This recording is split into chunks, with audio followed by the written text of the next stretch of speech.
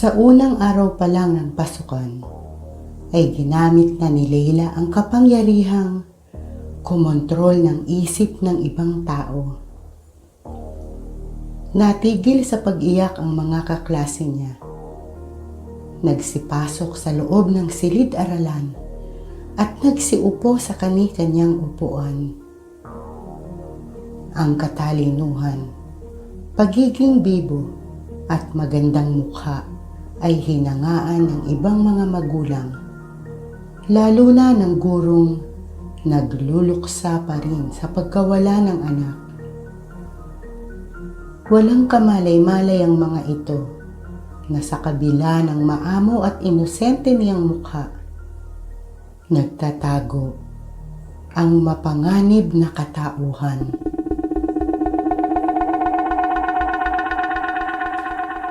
Ika-10 kabanata.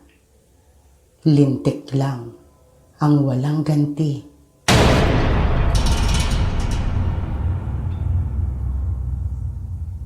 PE. Nasa malawak na school ground ang mag-aaral sa nursery ng iba't ibang section. Nagkakaingay ang mga ito habang nasa pila. 2 guro ang tumayo sa harapan at sa saliw ng masiglang tugtugin ay nagsimulang mag-ehersisyo. Ginagaya naman ng mga paslit ang mga ito. Palibhasa ay lumaking hindi gamit ang pisikal na lakas. Madaling napagod si Leila. Nahuhuli siya sa pagsunod sa ginagawa ng 2 guro. Papunta na sa kanan ang braso ng mga kasama niya, ngunit siya'y pakaliwa pa lang. Dahil dito'y tinamaan niya ang mukha ng kaklaseng lalaki. "Ano ba? Ang tanga-tanga mo naman!" Asik nito habang hinihimas ang tinamaang mukha. Hindi niya nagustuhan ang narinig. "Huwag mo akong pikunin, Marco. Masakit na ang balikat ko at mga binti. Baka samain ka sa akin. Hindi ko kasalanan kung tinamaan ka. Yang mga teachers na yan ang sisihin mo. Akala mo ba gusto kong tumayo rito at kumilos na parang tanga?" Bulong niya sa sarili. Pinigilan niya ang nararamdamang inis at sa kabuong pagpapakumbabang humingi ng sorry. "Sorihin mo mukha mo," sagot ni Marco. Pagkasabi ay pinatamaan din nito ang mukha niya at pinagmukhang hindi sinasadya. Mahinang naghagik-gikan ng 2 batang babaeng kasama niya sa pila habang patuloy pa rin sa pag-eehersisyo. "She is so lampa. She can't even jump high. Yuck!" sabi ni Caroline. "Yeah, and she is also maarte. She thinks kasi that she's prettier and more intelligent than us," sagot naman ni Anne. Pabulong lang ang usapan ng 2, ngunit malinaw niyang narinig. Halos magdugo ang labi niya na mariing kagat-kagat. Naramdaman niya ang pag-init ng mukha. Napapahiya na siya sa sarili. Pero dahil nasa hantad na lugar, tinimpi niya ang nararamdamang inis. Ang paalala ni Concha ang biglang pumasok sa isip. Maging mapagmasid ka sa bawat sandali, Leila. Makiramdam kang parati. Ang sabi ni Maestro, kumikilos na naman ang ating mga kalaban. Nagkalat na naman sila kung saan-saan. Ilang ulit na namang pinagtangka ang pasukin ng ating nasasakupan. Kailangan mo mag-ingat. Dahil baka sa school mo ay may kasapi rin sila. Hindi nila dapat malaman kung nasaan tayo. Hindi ka nila dapat matuntun. Nalalapit na ang panahong pinakahihintay nating lahat. Nakasalalay sa iyo ang pagbangon ng ating pamayanan. 100 taon na tayong naghintay. Hindi tayo dapat mabigo. Maghihiganti tayo. Lilipulin natin maging ang kahuli-hulihang salinlahi ng San Martin.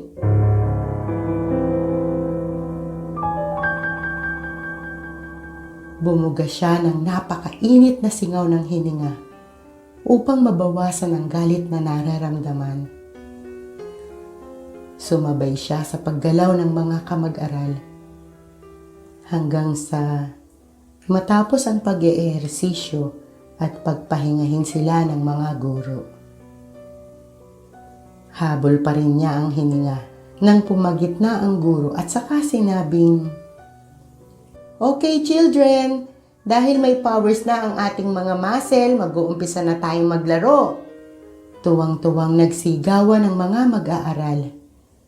May napapatalon pa at pumapalakpak. Habang ang mga ito'y excited na, nakaismid naman si Layla.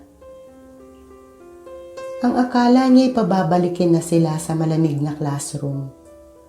Ayaw niya ng araw, ng liwanag. Tinutubuan ng maliliit na butlig ang balat niya kapag tinatamaan ng sikat ng araw. Nangangati siya at kapag nakamot ay nagsusugat agad at nagnanaknak. "Buwisit ng mga teacher to! Ang daming alam!" bulong niya. Nang tawagin siya ng kanilang guro, ay agad siyang tumayo at lumapit. Hindi ipinahalatang napipilitan lang. Isa pa'y nakatingin sa kanya ang tatlo niyang kaeskwela. Naisip niyang lalong inggitin ang mga ito. Pinaamo niya ang mukha. Sinigurong magagandahan ang lahat ng makakakita. Nakangiti siyang hinawakan ng guro matapos ilagay ang mga hula hoop sa lapag. Siya ang isinama nito habang ipinapaliwanag at ipinapakita kung paano at ano ang lalaruin nila. Bahagyang nabawasan ang inis niya. Umiral ang pagiging bata. Bago sa kanyang pandinig ang laro, kaya gustong masubukan. Excited na ang lahat. Ganon din siya. "2!" sigaw ng guro. Nagtakbuhan sila sa loob ng hula hoops. 2 bata sa loob ng bilog. Napahagik-gik siya nang makapasok kasama ng isa pang kaklase. Hinipa ng guro ang silbato. Naglabasan silang lahat sa hugis bilog. Muli niyang inabangan ang numerong sasabihin nito. 4! Nangiti siya nang makitang 3 pa lang ang nasa loob ng hula hoops. Hindi na niya inintindi pa kung sina Marco, Caroline at Ann ang nasa bilog na iyon. Ang mahalaga sa kanya'y manatiling kasali sa laro. Tumakbo siya palapit kasabay ng isa pa nilang kaklase. Una siyang nakarating, ngunit hinarangan siya ni Caroline at ang kaklaseng kadarating lang ang isinama sa loob. Naghagit-gikan pa ang mga ito pagkatapos siyang tignan na tila nakakaloko. Nagtagis ang kanyang mga panga. Matalim na tingin ang isinalubong sa 3 kaeskwela. Malakas na tunog ng silbato ang pumigil sa balak sana niyang gawin.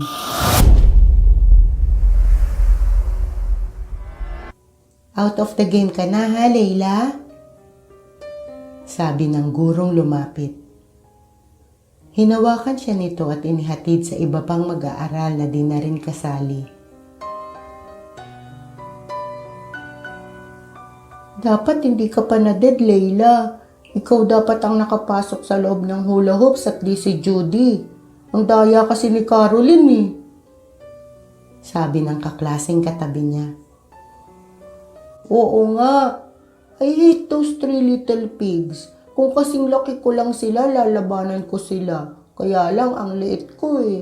Tsaka 3 silang magkakakampi. Paano ako mananalo?" Reklamo ng isa pa. Isang mapagkunwaring ngiti ang isinagot niya sa mga ito. Pinagmukha niyang mabait ang sarili. Bahagya siyang yumuko upang maitago ang nanlilisik na mga mata. Pinahid ang pawis upang maitago ang pagngangalit ng mga bagang. Reses. Magkakasamang nagkainan ng kani-kanilang baon sina Marco, Caroline at Anne. Sa sulok ng mga matay, nakikita ni Leila ang pagsulyap-sulyap ng mga ito, ang pagbubulungan at saka mahinang magtatawanan. Nakita rin niya nang ipunin ni Marco ang mga sandwich na hindi naubos ng mga ito at ang mga tissue na ginamit. Nagkunwari siyang abala sa ginagawa nang makita ang dahan-dahang paglapit ni Caroline. Lihim siyang nagdiwang nang pasimple nitong ilagay sa bulsa ng bag niya ang mga tira-tirang baon ng mga ito. Nadaanan din ng kanyang tingin ang paghahagik-gikan ng tatlo. Maraming salamat, dear classmates. Malaking tulong ang ginawa niyong ito. Nakangisi niyang sabi. Uwian na.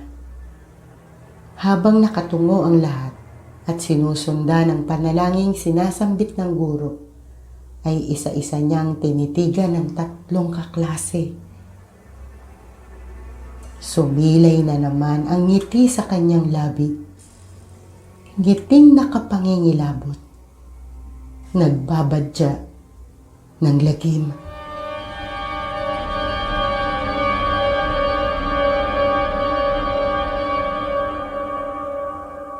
Nang makauwi si Leila, mabilis at patago niyang iniabot kay Concha ang 3 tisyong may tagkakapirasong sandwich. Ano ang mga to? Bakit nag-uwi ka pa ng kalat? Nagtatakang tanong ni Concha habang hawak ang 3 tissue. Nagkasalubong ang mga kilay ni Leila. Ilagay mo na lang sa playroom ko ang mga yan, Concha. At huwag ka nang magtanong pa. Mariin niyang sabi sa pagitan ng nagtatagis na mga panga. Namutla si Concha. Naumid ang dila. Sunod-sunod ang naging pagtango at dali-daling naglakad patungo sa sinabing silid.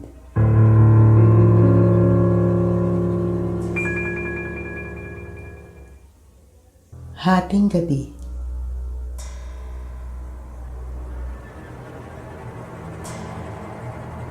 Madilim at tahimik na tahimik sa loob ng malaking bahay.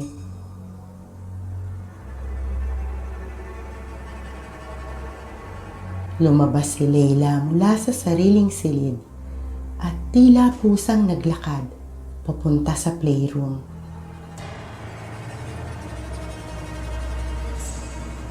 Animo-anino lang dahil sa itim na telang nakatalukpong sa ulo at ang dulo ay nakasayad sa sahig.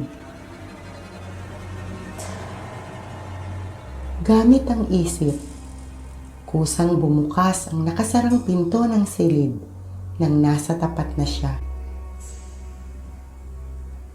At kusang sumara nang makapasok na. Nakita niya agad sa tabi ng mga luto-lutuan ang tirang pagkain ng 3 kaklase. Kinuha ang mga iyon. Ipinatong sa gitna ng abuhing banda ng inilatag sa lapag. Pa-Indian seat na naupo sa harapan.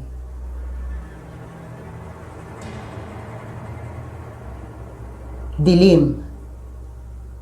Aniya. Namatay ang ilaw sa loob ng silid. Mula sa bulsay, kinuha niya ang kandila at sinindihan gamit ang lighter. Lumutang ang kandila sa ere. Mula sa loob ng damit, inilabas niya ang pendant ng kwintas na suot. Hinawakan at saka umusal ng panalangin. Mahina lang, ngunit habang tumatagal ay palakas ng palakas.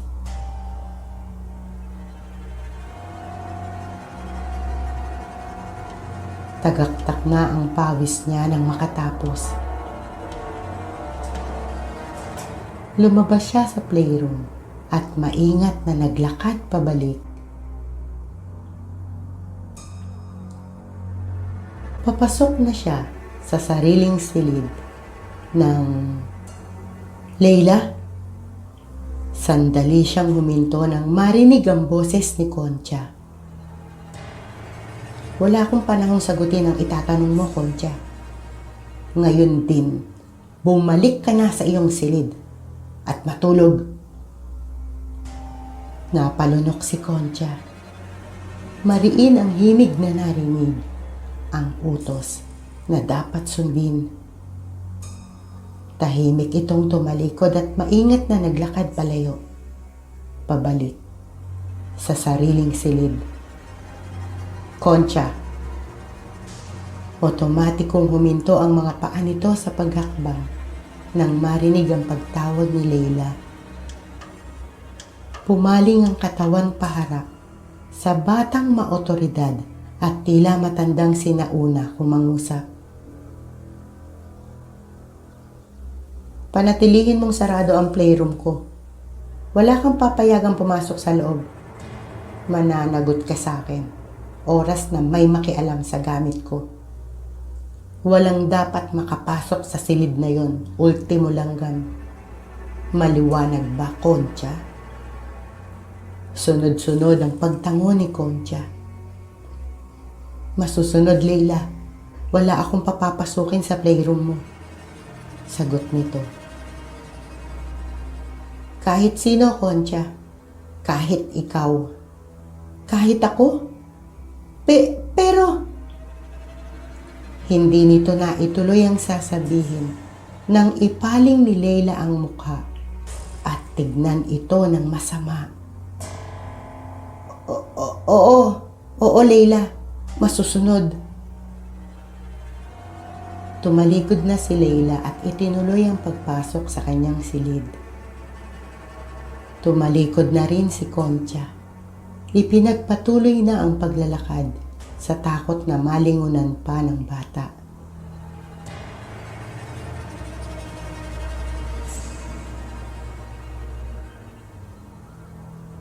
Sa loob ng silid, maingat na tiniklop ni Leila ang itim na nakapandong sa ulot katawan at pagkatapos ay muling inilagay sa pinakasulok ng kamang hinihigan.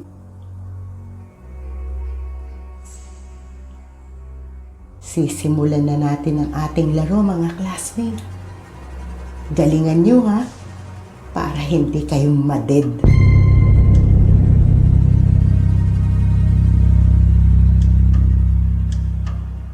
Bulong niya na sinundan ng malulutong na halakhak. Napahinto si Concha sa paglalakad at nilingon ang pinto ng silid ni Leila. Magkahalong saloobin ang nararamdaman nito pagkarinig sa humahalakhak na tinig ng paslit. Nakakatuwa. Hindi pa man dumarating ang tamang panahon ay nagpapamalas ka na ng kakayanan. Ngunit nakakatakot rin ang lakas ng kapangyarihan mong taglay. Kung magkakamali ka, yun na rin ang katapusan nating lahat. Nahihintakutang sabi ni Concha.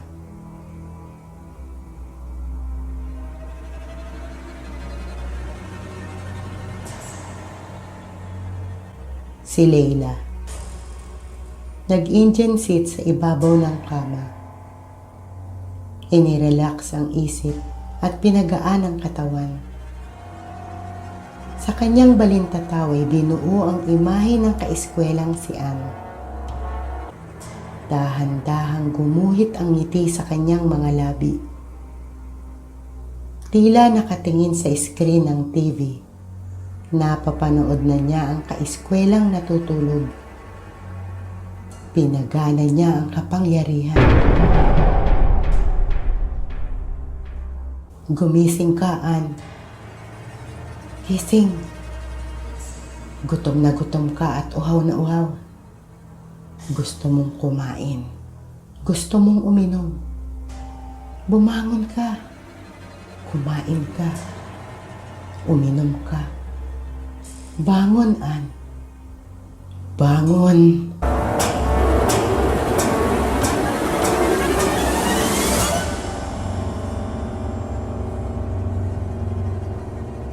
Idinilat ni Anne ang mga mata. Inangat ang katawan mula sa pagkakalatag sa malambot na kama.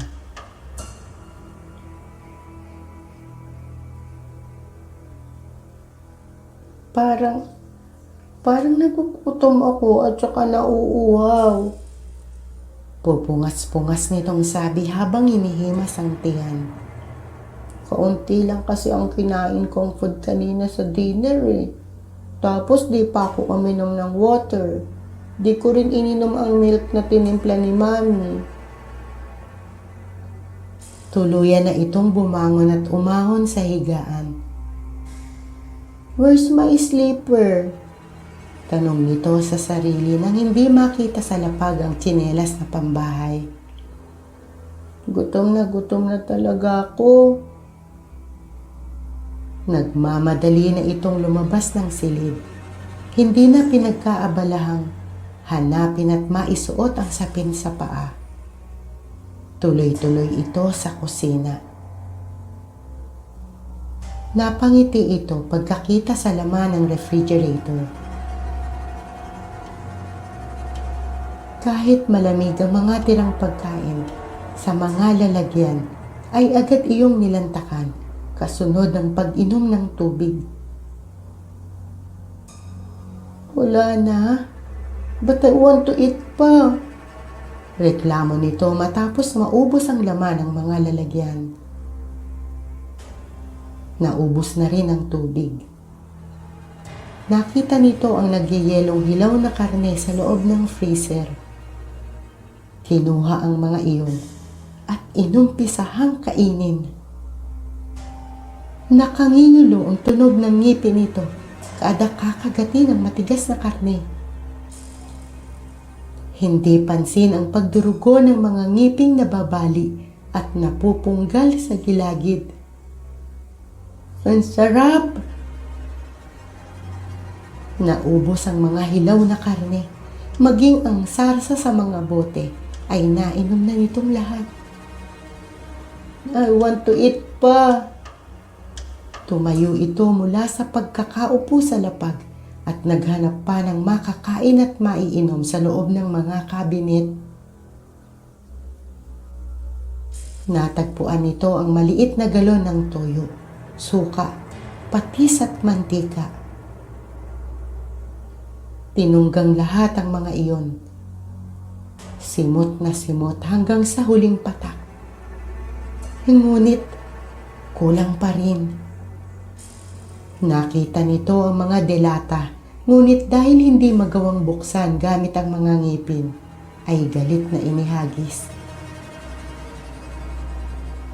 Bumaba ito mula sa tinutuntungang upuan at agad nangiti nang makita ang alagang mini pincher. Tinukwang iyon at kinarga. Nakalulunos na iyak ng kaawa-awang aso ang umalingaw-ngaw sa buong kabahayan. Kagat-kagat nito ang tiyan ng aso at nilalapa. Ang sarap! Natigilan ito nang biglang bumukas ang ilaw. Oh my God! Sambit ng natulalang ginang. Natutup ang sariling bibig sa pagpipigil na masuka sa tagpong dinatnan. Sinulyapan lang ni Ann ang ina at muling ipinagpatuloy ang pagkain sa lamang loob ng aso nila. Ann! No! No! Sigaw ng nagitlang ama at saka tumakbo sa kinaroroonan ng bunsong anak. Nanlilisik ang mga mata ni Ann. Ayaw papigil sa nakahawak na ama. Nagising na rin ang dalawa nitong nakatatandang kapatid at ang kasambahay na halos sabay-sabay nagtakbuhan palapit. Napanganga sila sa nadat ng tanawin at di makapaniwala sa nangyayari. Sinakmal ni Ann ang braso ng ama. Idinidiin ang mga ngipin upang mabakbak ang laman. Napapangiwi ang Ginoo sa sakit, ngunit hindi magawang sakta ng anak upang makabitiw. Hinihila nito ang braso, ngunit ang ngipin ng anak ay mariing nakapagkit.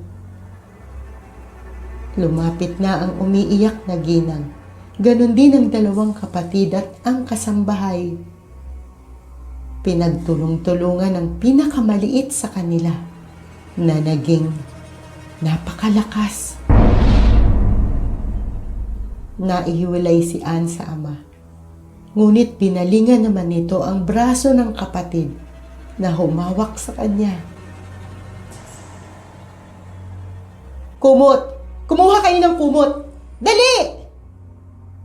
Sigaw ng Ginoo habang pinipigilan ng anak na nakasakmal sa isa pa niyang anak. Nagmamadaling nagtatakbo patungo sa pinakamalapit na silid ang kasambahay at nang bumalik, dala na ang kumot. Wala nang magagawa pa ang padre de familia. Tumutulo ang luha nito nang tagain ang nakatagilid na palad ang batok ng bunsong anak. Mabilis nitong tinalukbungan ang paslit nang mabitiwan ng kapatid. Nag-iiyakan silang lahat habang pinipigilan ang pagwawala ng bata. I'm sorry. I'm sorry, baby.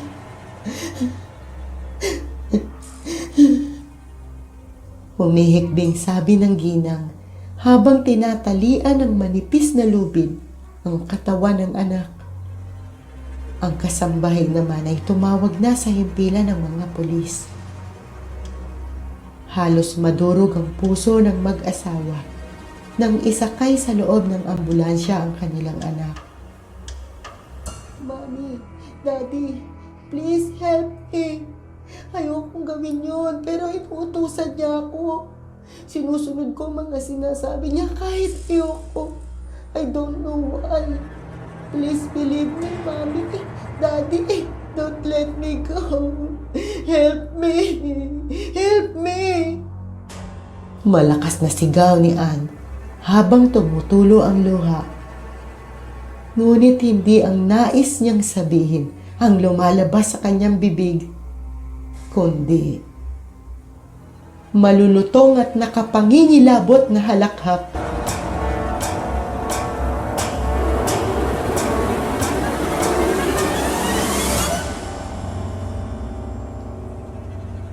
Yumuyugyog ang katawan ni Leila sa katatawa. Ang sarap mong panoorin, Ann. Tandaan mo, Ann. Gutom na gutom at uhaw na uhaw ka pa rin.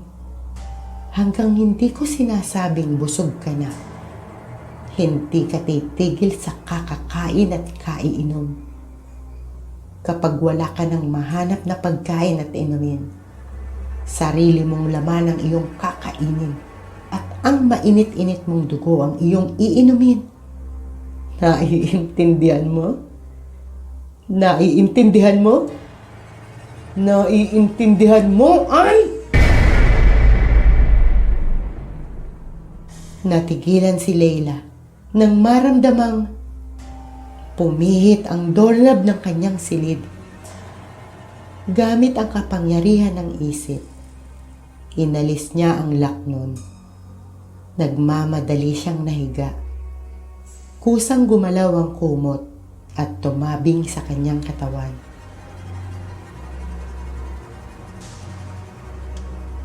Nahihimbing na anak ang nakita ni Rebecca nang mabuksan ang pinto.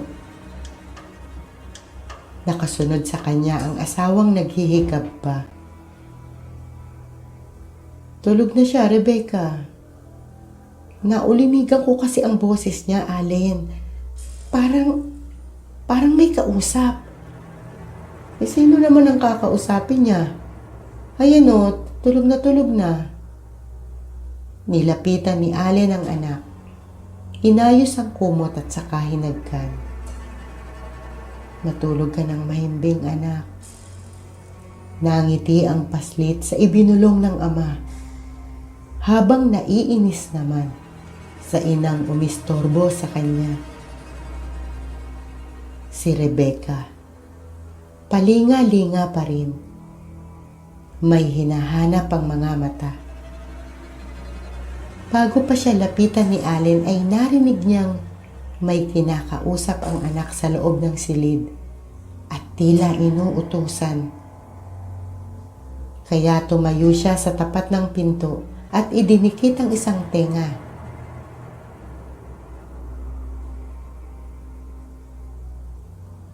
Halika na sa ating silid, Rebecca. Bumalik na tayo. Nang akbayan ni Allen at igiya palabas, ay napahakbang na rin si Rebecca. Naistorbo pa ito sa pagtulog ng dahil sa kanya.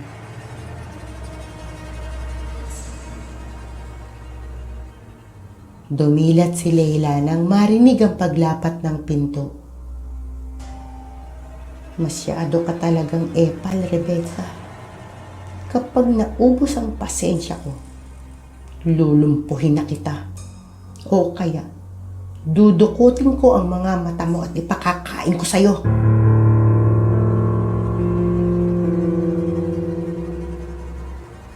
Hindi na dinalaw ng antok si Rebecca. Nakahiga, nakapikit, ngunit ang diwa ay gising na gising. Kinakabahan ako. Sigurado ko sa mga nakita ko at narinig.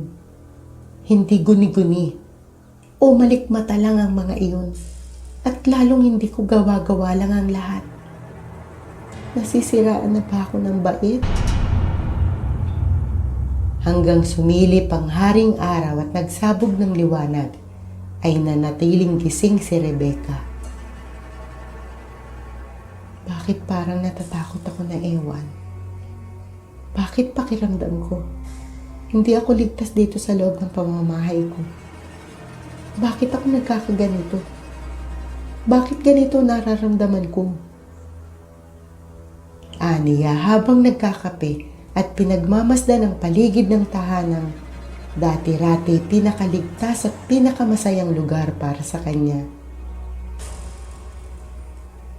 Dahil sa iniisip, ay hindi na niya napansin ang pares ng mga matang tila nagliliyab. Titig na titig sa kanya. Nagbabanta. Nakikiramdam. Binabasa ang kilos niya.